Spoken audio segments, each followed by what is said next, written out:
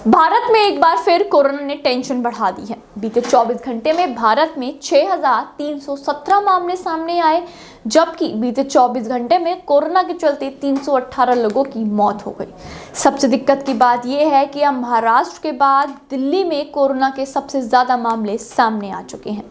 दिल्ली में 57, महाराष्ट्र में 55, तेलंगाना में 24, कर्नाटक में 19, राजस्थान में 18, केरल में 15, गुजरात में 14, जम्मू कश्मीर में 3, उत्तर प्रदेश में 2, उड़ीसा में 2, आंध्र प्रदेश में 1, तमिलनाडु में 1, पश्चिम बंगाल में 1, छत्तीसगढ़ में 1 और लद्दाख में 1। तो कुल मिलाकर भारत में ओमिक्रॉन के अब तक 213 मामले सामने आ चुके हैं। लेकिन इन सब के बीच सवाल ये आता है कि भारत में बूस्टर डोज लगनी कब से शुरू होगी। आपको एक बार अगर हम पीछे लेके चलें तो भारत में 26 जनवरी से टीकाकरण का अभियान शुरू किया गया था, जिसके बाद भारत में अब तक 55% लोग फुली वैक्सीनेटेड हो चुके हैं और ये आंकड़ा दिन प्रतिदिन बढ़ता जा रहा है। तो वहीं आपको बता दें कि यूके के रिसर्चर्स ने हाल ही में कहा था कि ओमिक्रॉन के गंभीर मामलों में बूस्टर डोज 80% तक इफेक्टिव है। सोमवार को मॉडर्ना ने भी कहा कि उसने 50 माइक्रोग्राम और 100 माइक्रोग्राम की 2 बूस्टर डोज का क्लिनिकल ट्रायल किया है। इससे इम्यूनिटी 83 गुना तक बढ़ सकती है। जहां तक भारत की बात है तो यहाँ भी बूस्टर डोज की मांग हो रही है। कई एक्सपर्ट्स भी इसकी मांग कर चुके हैं, लेकिन सरकार ने अभी इसकी मंजूरी नहीं दी है। सरकार का पूरा फोकस अभी वैक्सीनेशन पर है। आपको बता दें भारत में करीब 55% आबादी को वैक्सीनेशन की दोनों डोज लग चुकी है। तो अब जानते हैं आखिर कौन कौन से लोग ले सकते हैं कोरोना की बूस्टर डोज। इसके लिए आपकी उम्र 18 साल या 18 साल से ज्यादा होनी चाहिए। तो वहीं जॉनसन वैक्सीन लेने वाले लोग 2 महीने बाद बूस्टर डोज ले सकते हैं। इतना ही नहीं, मॉडर्ना वैक्सीन लेने वालों को 6 महीने बाद बूस्टर डोज दिया जा सकता है। फाइजर वैक्सीन लेने वाले 16 साल से अधिक उम्र के लोग बूस्टर डोज ले सकते हैं। अब जानते हैं आखिर किन किन लोगों को कोरोना की बूस्टर डोज की जरूरत है। 12 साल से अधिक उम्र और इम्यून सिस्टम कमजोर होने वाले लोगों को बूस्टर डोज लेनी चाहिए। अगर आप गंभीर बीमारी से जूझ रहे हैं तो आप बूस्टर डोज ले लें। तो वहीं प्रेग्नेंट महिलाओं को भी बेहतर इम्यून सिस्टम के लिए बूस्टर डोज लेना चाहिए। इतना ही नहीं, कैंसर, HIV जैसी बीमारियों से पीड़ित लोगों को बूस्टर डोज लेनी चाहिए। अब जानते हैं कि आखिर बूस्टर डोज कितनी इफेक्टिव है। हाल ही में मॉडर्ना ने कहा है कि बूस्टर डोज लेने के बाद 83% इम्यूनिटी बढ़ी है। तो वहीं यूके हेल्थ सिक्योरिटी एजेंसी के मुताबिक मॉडर्ना और फाइजर की बूस्टर डोज 70 से 75% इम्यूनिटी बढ़ाती है। इजराइल में बूस्टर डोज की इफेक्टिवनेस को लेकर एक स्टडी भी की गई है। इस स्टडी में बताया गया है कि वैक्सीन की बूस्टर डोज हॉस्पिटलाइजेशन रोकने में 93% कारगर है।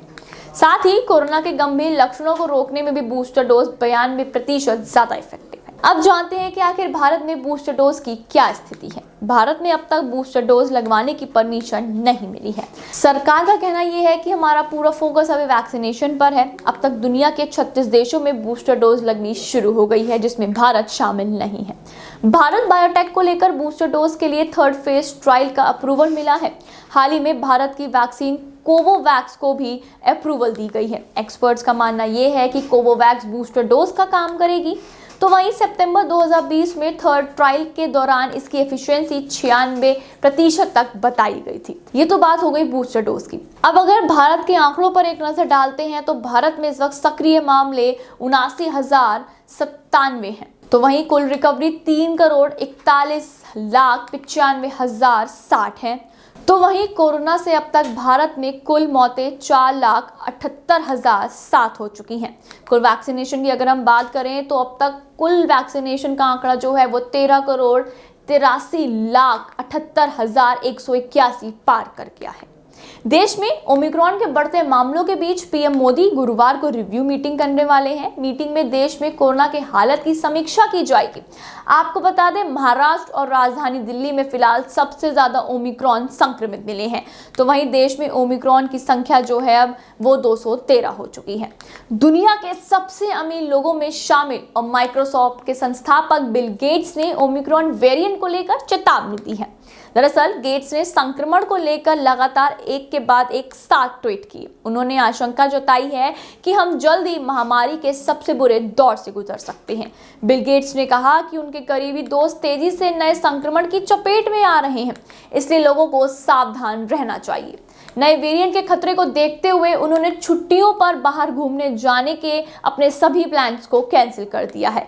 गेट्स ने मास्क पहनने, वैक्सीनेशन लगवाने और भीड़ में ना जाने की सलाह दी है। इतना ही नहीं, आपको बता दें कि ओमिक्रॉन के बढ़ते मामलों की वजह से कई देशों में प्रतिबंध लगाया जा रहा है। नए वेरिएंट 100 से ज्यादा देशों में फैल चुका है।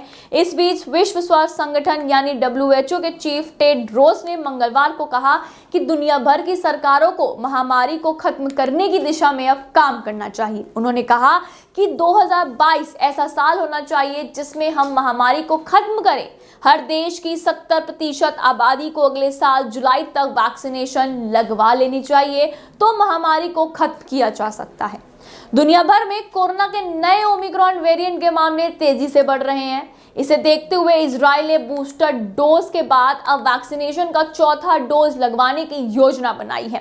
हालांकि ये शॉट हेल्थ वर्कर्स और 60 साल से ज्यादा उम्र के लोगों को ही दिया जाएगा। इजराइल में अब तक आपको बता दें ओमिक्रॉन के 341 मामले सामने आ चुके हैं, जबकि 807 लोगों की रिपोर्ट आना अभी बाकी है।